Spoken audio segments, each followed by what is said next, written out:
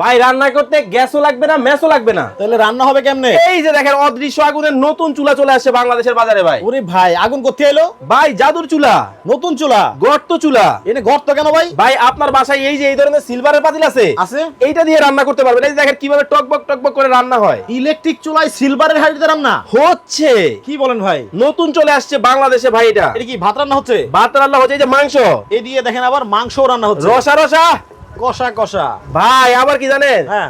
একদিনে রান্না করবেন 10 টাকায়, এক মাস রান্না করবেন মাত্র 300 টাকা বিদ্যুৎ বিল। একটা সিলিন্ডারের বর্তমান দাম কত জানেন? 3000। 3000 টাকা। ইনভার্টার টেকনোলজি আছে ভাই। ও, ইনভার্টার টেকনোলজি দেখে কি বিদ্যুৎ বিল কম? হ্যাঁ, আবার কি জানেন, হ্যাঁ, কমিয়ে বাড়িয়ে কিন্তু ব্যবহার করতে পারবেন, রান্না করতে পারবেন। জি।